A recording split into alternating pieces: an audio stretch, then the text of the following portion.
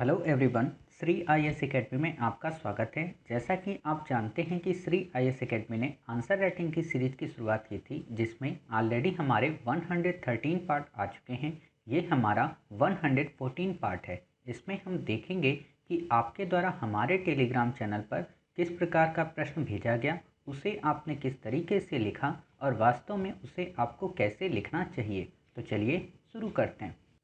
जैसा कि आप देख रहे हैं, ये प्रश्न आपके द्वारा हमारे टेलीग्राम चैनल पर भेजा गया। तो सबसे पहले हम आपके प्रश्न को पढ़ेंगे, फिर आपके उत्तर को पढ़ेंगे और फिर देखेंगे कि वास्तव में इसे आपको कैसे लिखना चाहिए। तो आपका प्रश्न है, भारत की अनदेखी करने वाला इतिहास कहना कहाँ तक सही है तथा भारत का पुनर्लेखन क्यों जरूरी है, विस्तृत वर्णन कीजिए। यहाँ पे एक वर्ड मिसिंग है कि भारत की अनदेखी करने वाला इतिहास कहना कहाँ तक सही है तथा भारतीय इतिहास का पुनर्लेखन क्यों आवश्यक है। यहाँ पे इतिहास वर्ड मिसिंग है, आप उसे ऐड कर लेना। अब आपने लिखा कैसे, हम उसे पढ़ते हैं। आपने लिखा है, भारतीय इतिहास लेखन बहुत संकीर्ण तर्कों एवं तथ्यों से गढ़ा हुआ एवं गुलामी की मानसिकता को परिपक्व करता है, जबकि भारत देश की ऐतिहासिक पृष्ठभूमि विदेशी शासकों के दृष्टिकोण से परे देशी जनमानस में निहित थी।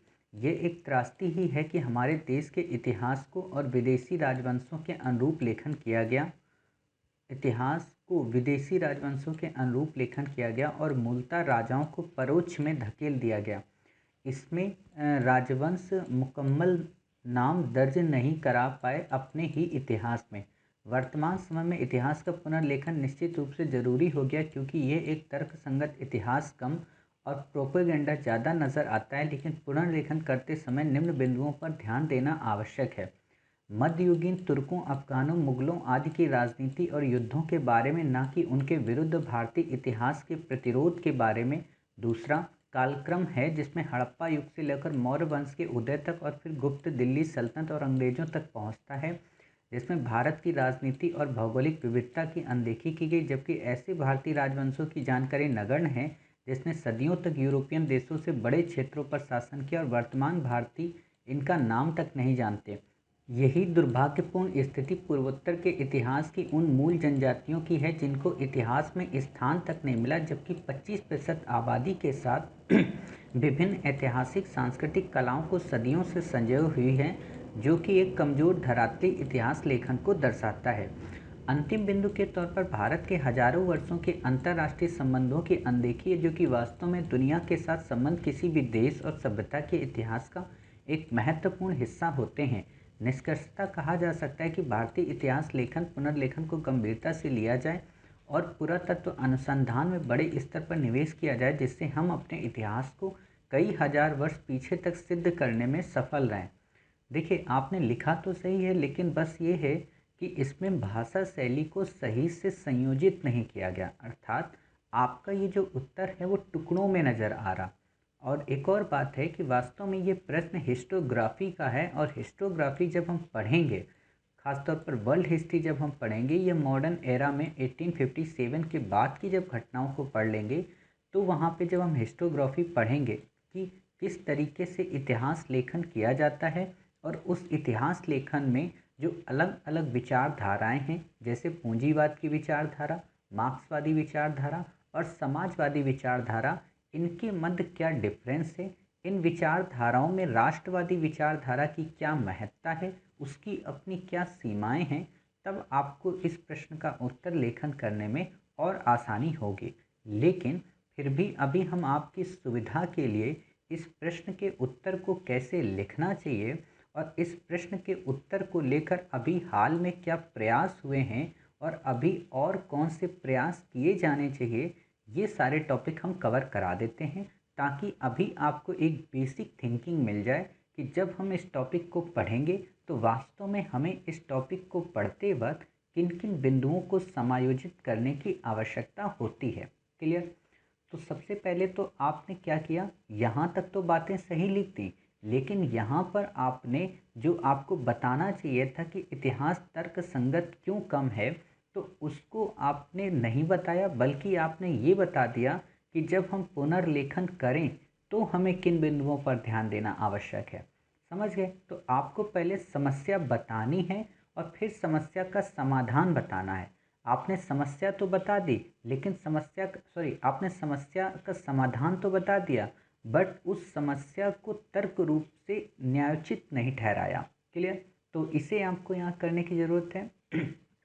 दूसरी बात यह है कि आपको इतना डिटेल में इतनी बड़े बड़े पैरा नहीं लिखने। जब भी हम बिंदु की बात करते हैं तो बिंदु वास्तव में 2 से 3 लाइन होता है मैक्सिमम, इससे ज़्यादा नहीं। वैसे माना यही जाता है कि आपका 1.5 लाइन में एक बिंदु होना चाहिए, लेकिन ये बिंदु ना लगकर ये वास्तव में एक पैसेज लग रहा है, और पैसेज के साथ ये जो आपका एरो है इनको आपको नहीं लगाना है।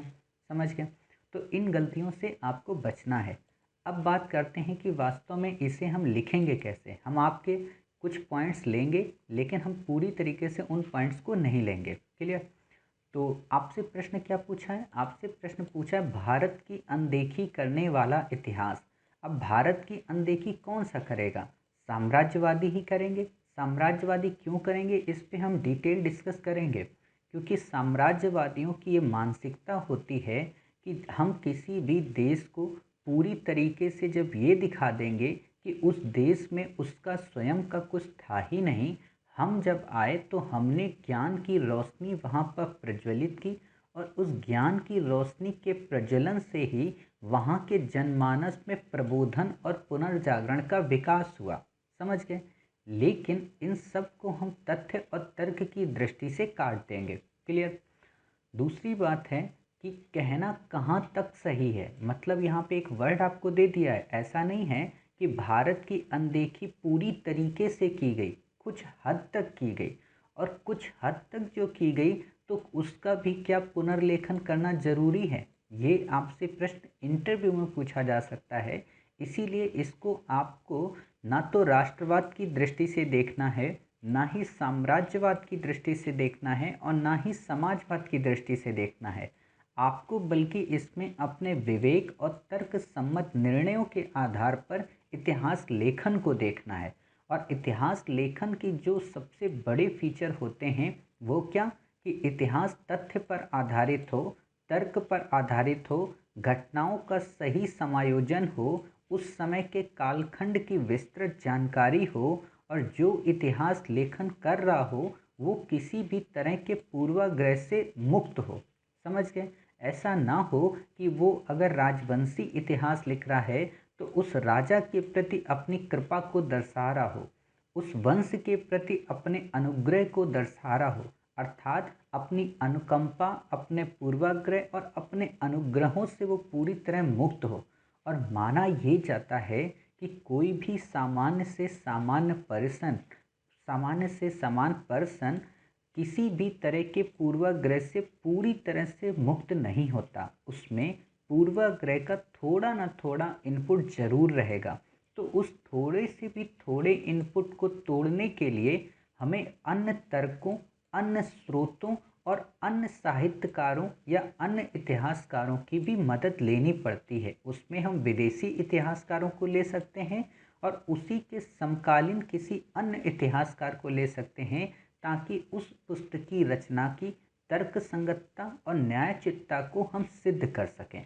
समझ गए? तो आपको ये सोचकर लिखना है। पहले तो जब आप इसका खंडन करते हैं ना, तो आपको ये पता चल जाता है कि वास्तव में इतिहास ये कहाँ से कहना कहाँ तक सही है, कहाँ तक गलत है। अब जब आप ये बताते हो तो भारत में इतिहास लेखन तो शुरू में किंवदंतियों, कहानियों और श्रुति परंपरा पर आधारित था। यहाँ तक भारतीयों ने न केवल रामायण, महाभारत, महाकाव्यों को अपना इतिहास माना, बल्कि उस समय के धर्म, संस्कृति और समाज के संदर्भ में इतिहास लेखन की बात की।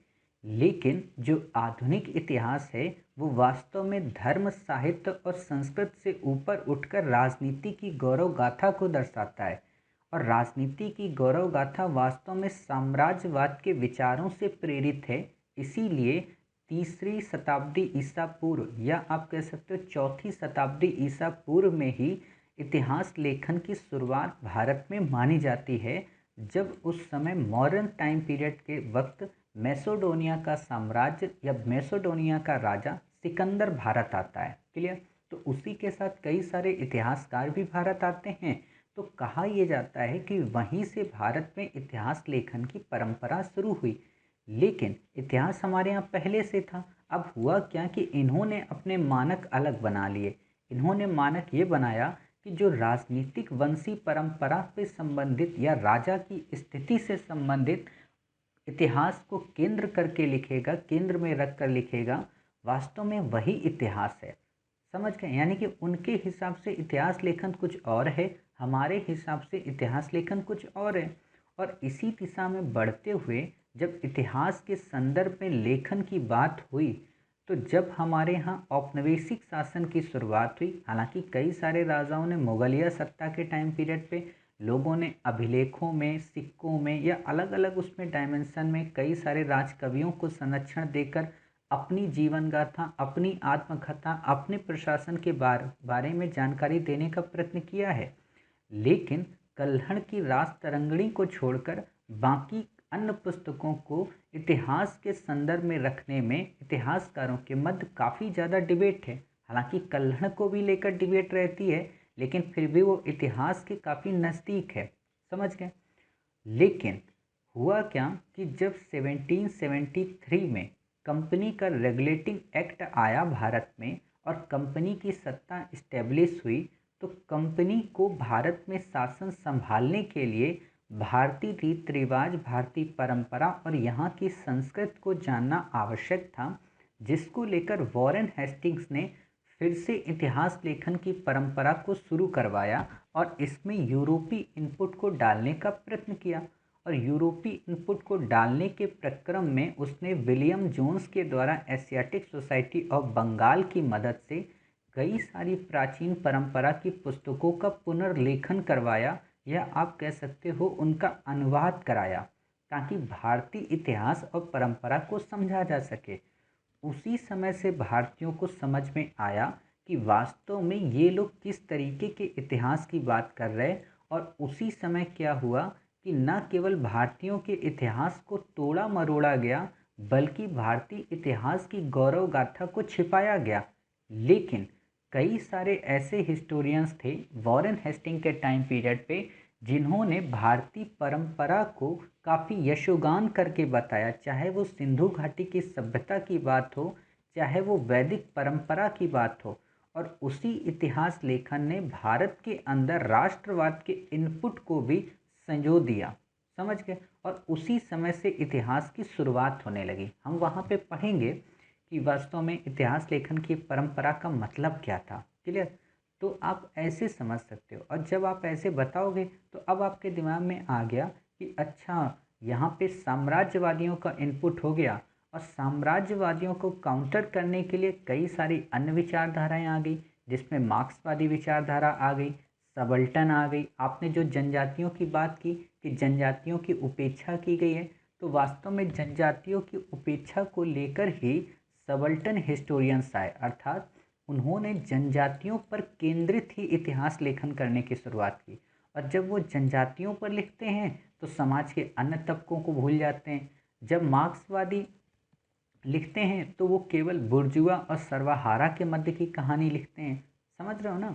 तो हर व्यक्ति की अपनी अपनी एक सीमा है। राष्ट्रवादी जब लिखते हैं तो इतिहास के अन्य सभी राजा और राजवंशों के योगदान को भूल जाते हैं, अर्थात उन्हें केवल और केवल विदेशी आक्रमणकारियों के नज़रिए से देखते हैं। तो हर एक की सीमा भी हो जाती है। पुनर्लेखन हम करें, लेकिन पुनर्लेखन करते समय तथ्य और तर्कों से खिलवाड़ न करें, पूर्वाग्रह से युक्त ना हो। मतलब हमारा पुनर्लेखन हिटलर की तरह ना हो कि हम ही सर्वश्रेष्ठ हैं हर काल में, हर समयावधि में। हमने भी कई सारी गलतियां की, तो उन गलतियों का भी इसमें जिक्र होना चाहिए, जिससे हम ना केवल हम सबक लें, बल्कि आने वाली हमारी पीढ़ियां भी सबक लें। इतिहास ऐसा होना चाहिए। अभी हाल के 2 से 3 दिन पहले मैंने एक ब्लॉग्स पढ़ रहा था, उसमें एनसीईआरटी की 12 की क्लास में मुगलिया सल्तनत को काफ़ी ज़्यादा ग्लोराइज करके लिखा लिखा गया है। तो उसको लेकर भारत सरकार ने एनसीईआरटी को नोटिस भेजा है कि आप उसका इतिहास लेखन फिर से करें, क्योंकि आपने काफ़ी ग्लोरी पूर्वक ये बातें बताई हैं कि मुग़ल सत्ता ने क्या क्या योगदान दिया इंडिया को बिल्ड करने में। क्लियर? तो ये चीज़ें हैं। तो जब हम ऐसा अगर लिख देंगे कि मुग़ल सत्ता का कोई योगदान ही नहीं है, तो फिर आप बताइए साम्राज्यवादियों से आप कैसे तुलना करोगे? जब आप ये लाइन कहते हो कि भारत में जितने भी विदेशी शासक आए वो भारत में आकर भारत में रहकर भारत के ही संदर्भ में सोचते थे, लेकिन ये ब्रिटिशर्स इस बात से अलग थे कि ये भारत में आए तो थे लेकिन भारत के कभी नहीं हुए थे। क्लियर? तो इस चीज़ का तुलनात्मक तभी तो कर सकते हो ना कि जब आप मुगल काल को पढ़े होगे, और अगर आपने मुगल काल की ग्लोरी को ही हटा दिया तो ना तो आप मॉडर्न इंडिया से या साम्राज्यवादियों से तुलना कर पाओगे और ना ही आप ये समझा सकते हो कि आखिरकार इनमें और उनमें क्या भिन्नता थी, और आप सबको एक ही सांचे में फिट कर दोगे। देखिए, कमियां सब में थी, ऐसा नहीं है कि मुगल काल अच्छा था या ब्रिटिश काल अच्छा था या आधुनिक काल अच्छा है, कमियां सब में है। इम्पोर्टेंट ये है कि उस समाज के ताने बाने को सबसे ज़्यादा कौन रिप्रेजेंट करता है। क्या राष्ट्रवाद उसको रिप्रेजेंट करता है? क्या मार्क्सवाद उसे रिप्रेजेंट करता है? क्या साम्राज्यवाद उसे रिप्रेजेंट करता है? तो जो सबसे ज़्यादा रिप्रेजेंट करता है, हमें उसी के हिसाब से अपनी कहानी को गढ़ना चाहिए, और उन कहानियों में कल्पना लोकिता के अभाव में या कल्पना लोकिता को समाप्त करके तार्किकता को जगह बनानी चाहिए। क्लियर? बाकी हम इस पे जब इतिहास लेखन करेंगे तो हम हिस्टोग्राफी यानी कि जब पढ़ेंगे तो वहाँ पे हम इस प्रश्न के उत्तर को और अच्छे से समझाएंगे। क्लियर? तो उम्मीद है आपको इस प्रश्न का उत्तर समझ में आया होगा, साथ ही कई सारी नई चीज़ें पता चली होंगी। हमने शॉर्ट में बताया ताकि अभी इस पे डिस्कस करना उतना उचित है नहीं। क्लियर? तो मिलते हैं आप ही के द्वारा भेजे गए एक नए प्रश्न के साथ। तब तक अपना ख्याल रखिए और स्वस्थ रहिए।